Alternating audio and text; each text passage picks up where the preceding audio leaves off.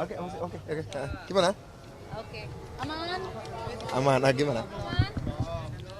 Ya, Mas Budiman, hari ini kan ulang tahunnya Pak Prabowo yang 72, mungkin ya. bisa disampaikan harapannya buat Pak Prabowo.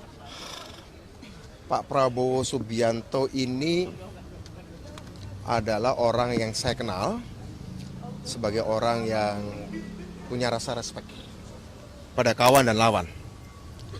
Respek itu ditujukan bahwa beliau itu percaya pada loyalitas, menghargai kawan dan menghargai lawan.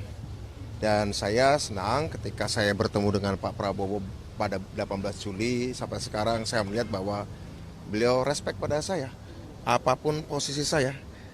Bahkan sekarang setelah saya jadi warga negara biasa tanpa berpartai pun beliau masih tetap respek. Dan itu karena memang beliau punya sifat fairness, fair ya.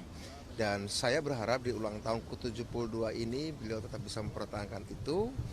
Dan sebagai seorang yang sekarang mendukung beliau, saya berharap kualitas ini terus dipertahankan sampai mencapai kemenangan secara politik. Tuntutan MK. Oh, oke. Ya, soal banyak yang menyebut bahwa tuntutan MK ini cukup membuka ruang untuk melanggengkan politik dinasti, kemudian memang dikhususkan hanya untuk 1 atau 2 orang, which is ini adalah putra sulungnya Pak Presiden, Gibran Raka Buming Raka begitu, untuk bisa maju jadi cawapres. Mas Budiman merasa bahwa memang aturan ini cukup janggal, Mas, karena melihat ada beberapa ada beberapa gugatan ditolak dengan dalil yang mirip begitu, tapi di putusan yang terakhir untuk khusus dengan Almas Sakti Biru ini diterima begitu dengan Kalau nggak salah yang ditolak itu adalah soal usia ya.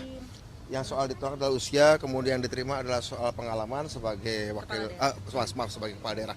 Meskipun katanya sih masih ada perdebatan, berpengalaman itu artinya sudah selesai, tuntas atau masih berjalan. Saya pikir dan atau sedang, Mas. Jadi dan atau sedang benar. Jadi sedang Saya tidak punya kapasitas untuk melakukan penilaian secara hukum, tapi menurut saya ini tentu saja akan menjadi pertimbangan bagi siapapun. Dan saya berharap ini juga memberikan ruang bagi anak-anak muda yang lain.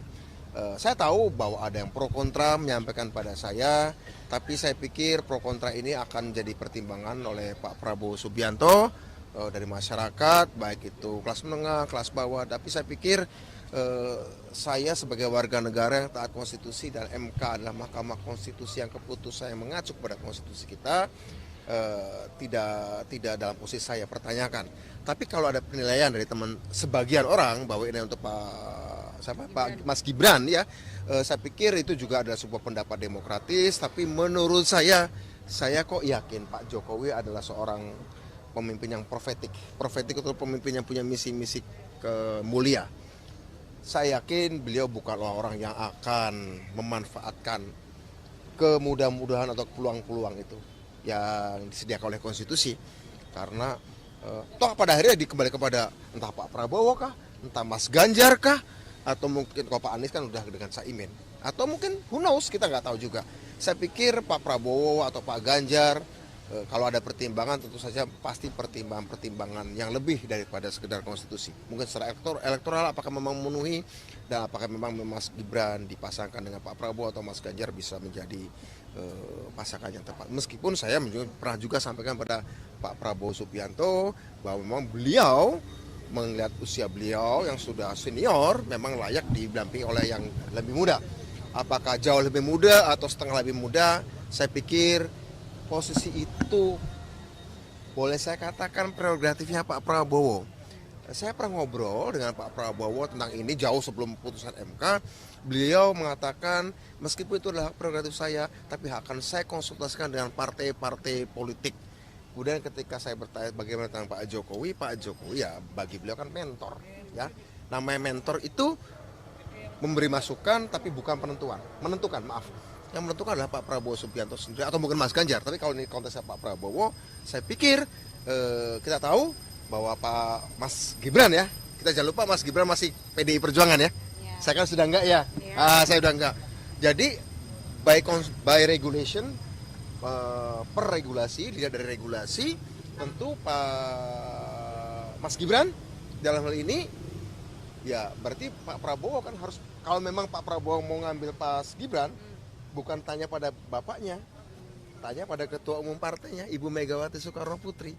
Saya pikir itu ya. Jadi menurut saya jangan lihatnya hubungan Pak Jokowi mempengaruhi Pak Prabowo minta konsultasi Pak Jokowi. Saya kira justru yang paling dekat adalah Pak Prabowo bertanya pada ketua umumnya partainya Mas Gibran, yaitu PDI Perjuangan, yaitu Ibu Megawati Soekarno Putri. Ini yang menurut saya Pak Jokowi tidak dalam posisi layak untuk ditanya. Yang ditanya adalah Ibu Ketua Umumnya PDI Perjuangan atau Pak Sekjen atau apapun lah dari PDI Perjuangan. Bagaimana soal narasi dinasti politik menurut ini Bang Syadra? Begini, kalau soal kita bicara klan politik ya, klan politik banyak juga di negara-negara demokrasi lain. Ada di Amerika Serikat, ada the Bush family, ada namanya the Kennedys, ada namanya the Bush, segala macam.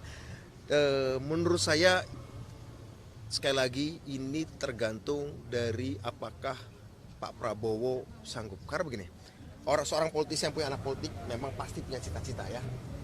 Tapi ingat, Mas Gibran secara politik lebih terikat pada Ibu Megawati Soekarno Putri ketimbang Pak Jokowi. Ya tidaknya justru tergantung negosiasi Pak Prabowo dan Ibu Megawati Soekarno Putri.